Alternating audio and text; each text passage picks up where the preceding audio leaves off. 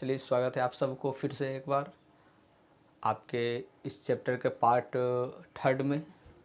अब इस चैप्टर में हम लोग अभी तक देख चुके हैं नेनेस्ट समीकरण, वैद्युत रासायनिक सेल, इसे हम गैल्वेनिक सेल भी कहते हैं। आज हम लोग सीखेंगे प्रतिरोधकता और चालकत्व, इसके बाद कोलराउस के नियम, ये सब हम देखेंगे। तो ध्यान दीजिएगा, वीडियो को अंत तक देखिएगा, समझिएगा अच्छा से। प्रतिरोधकता क्या होता है? प्रतिरोधकता, जैसे प्रतिरोध आप लोग जानते होइएगा, रेसिस्टेंस, प्रतिरोध, रेसिस्टेंस, इसके बारे में हम लोग पहले से भी जानते हैं कि आर होता है, कैपिटल आर होता है रेसिस्टेंस। तो रेसिस्टेंस जो होता है ये लेंथ के समानुपाती होता है, ध्यान दीजिएगा, लंबाई के समानुपाती होता है, और एरिया ए के व्युत्क्रमानुपाती होता है। अच्छा से समझिएगा, प्रतिरोध आर एल के समानुपाती और ए के व्युत्क्रमानुपाती होता है। अब यहाँ से क्या करेंगे, समानुपाती हटा के कांस्टेंट डालेंगे। इसको क्या कहते हैं? इसको रो कहते हैं। तो प्रोपोर्शनल हटा के रो इंटू एल बटा ए। ध्यान दीजिएगा, यहाँ पर ये जो रो है इसको हम क्या पढ़ेंगे? रो। रो जो है, इसी रो को हम क्या कहते हैं? प्रतिरोधकता। प्रतिरोधकता यानी रेसिस्टिविटी कहेंगे। तो गौर से देखिएगा आप लोग, तो इसको डिफिनीशन में हम कैसे लिखेंगे? आर, ध्यान दीजिएगा, आर क्या है? रेसिस्टेंस, प्रतिरोध। अच्छा से समझिएगा, प्रतिरोध आर लंबाई एल के समानुपाती होते हैं,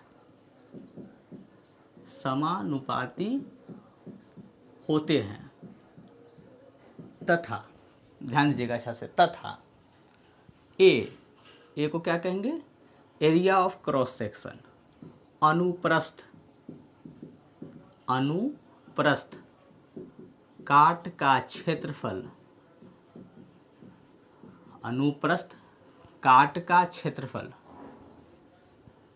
के व्युत्क्रमानुपाती होते हैं,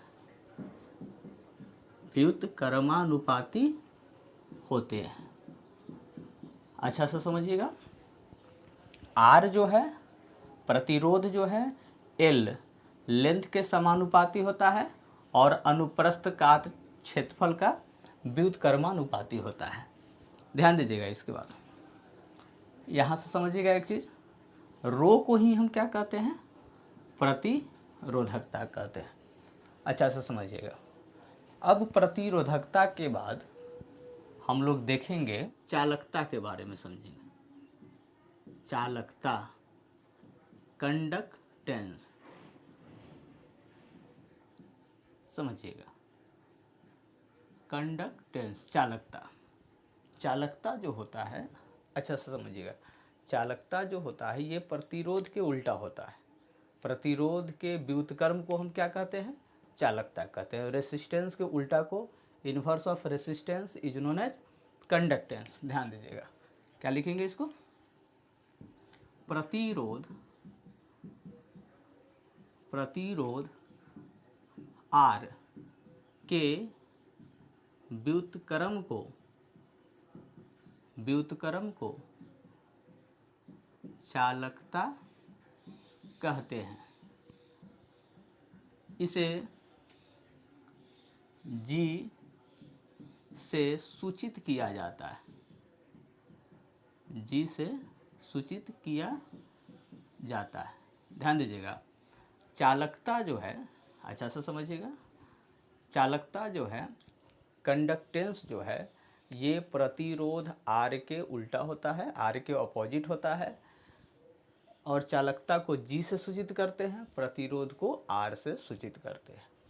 इसके डिफिनीशन आप लोग देख लिए। अब हम इसका मैथमेटिकल समीकरण देखते हैं। अब समझिएगा, इसमें जी जो है, जी इक्वल टू 1/r। अच्छा से समझिएगा, जी जो है चालकता है, आर जो है प्रतिरोध है। तो प्रतिरोध का व्युत्क्रम क्या कहलाता है? चालकता कहलाता है। तो G इक्वल टू क्या हो जाएगा यहाँ पर? 1/R। कोई दिक्कत इसमें? अब यहाँ पे समझना है। अब इसका यूनिट हम लोग देखते हैं। यूनिट, इकाई, यूनिट ऑफ कंडक्टेंस। अच्छा से समझिएगा, चालकता का इकाई। तो चालकता का इकाई क्या होगा यहाँ पर? G। पहले समझेंगे कि R। प्रतिरोध का इकाई क्या होता है? अच्छा से देखेंगे, प्रतिरोध का इकाई क्या होता है? तो प्रतिरोध का इकाई ओम होता है। इसको हम सिंबल में ऐसे भी दिखा सकते हैं, ओम। ध्यान दीजिएगा, प्रतिरोध का इकाई ओम होता है।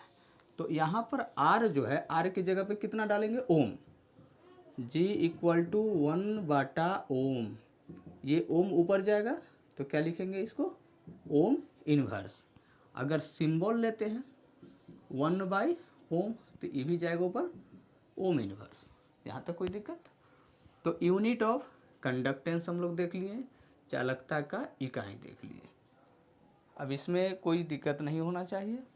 चालकता भी देख लिए, प्रतिरोधकता भी देख लिए। अब हम लोग चलेंगे कोलराउस के नियम। ध्यान से देखिएगा, कोलराउस के नियम, कोलार्स लॉ। कोलार्स लॉ, कोलराउस का नियम क्या होता है? तो किसी अनंत तनुता पर मोलर चालकता उसके धनायन और ऋणायन के चालकता के योगफल होता है। एक बार और समझिएगा, कोलराउस का नियम क्या होता है कि अनंत तनुता पर मोलर चालकता धनायन और ऋणायन के योगफल के बराबर होते हैं। समझिएगा अच्छा से। किसी अनंत तनुता पर मोलर चालकता इसके धनायन एवं ऋणायन के योगफल के बराबर होते हैं। इसे हम क्या कहेंगे? कोलराउस के नियम कहेंगे। ध्यान दीजिएगा, मोलर चालकता। अब इस सिंबल को हम लोग क्या कहेंगे?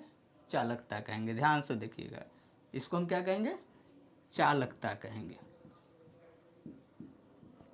अगर इसी में m लग जाए इस तरह से, इसको क्या कहेंगे?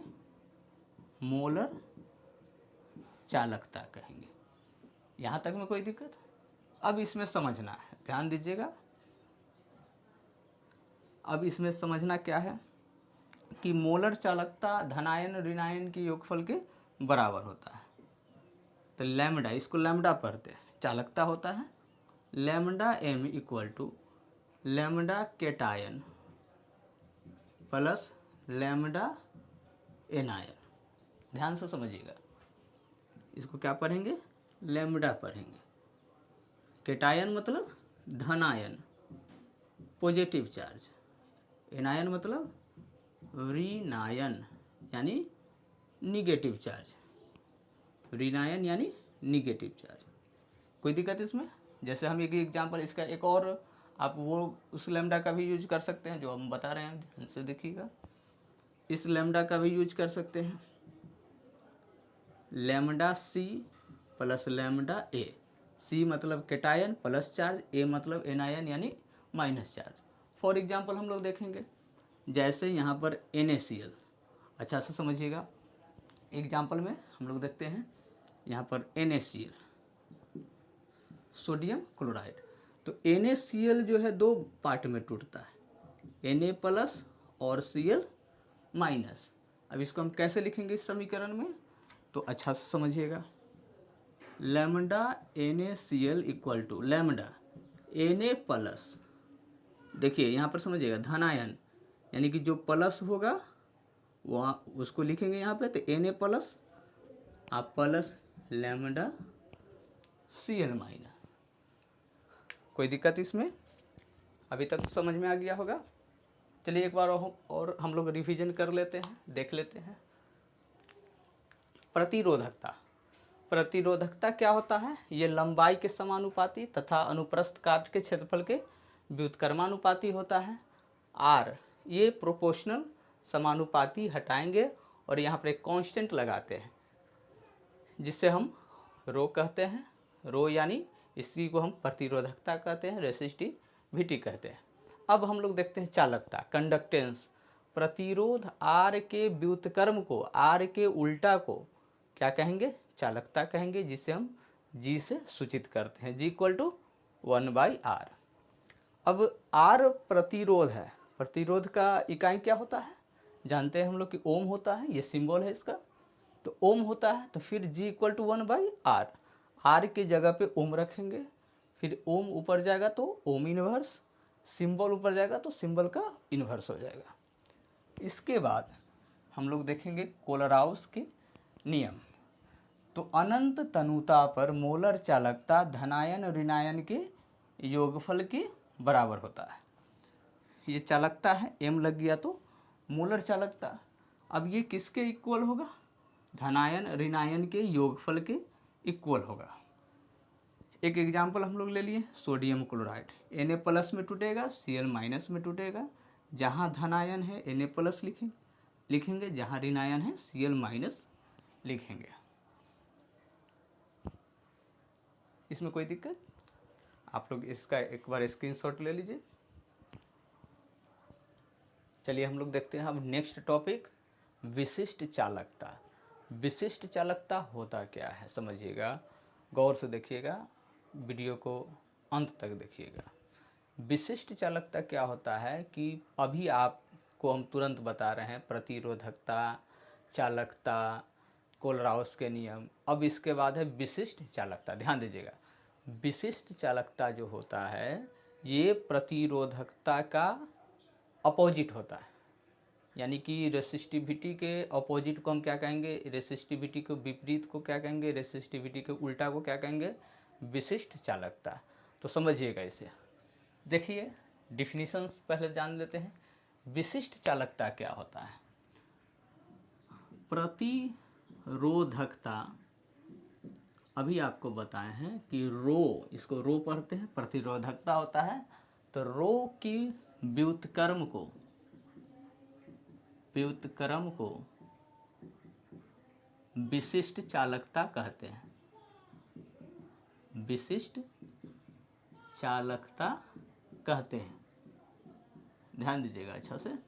प्रतिरोधकता के व्युत्क्रम को विशिष्ट चालकता कहते हैं।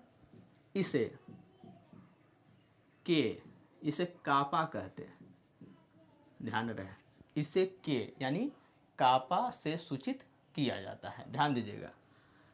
के जैसे हम लोग लिखते हैं, इसके ऊपर वाला पार्ट जो है इसको थोड़ा सा बढ़ा देंगे, कापा से सूचित करते हैं,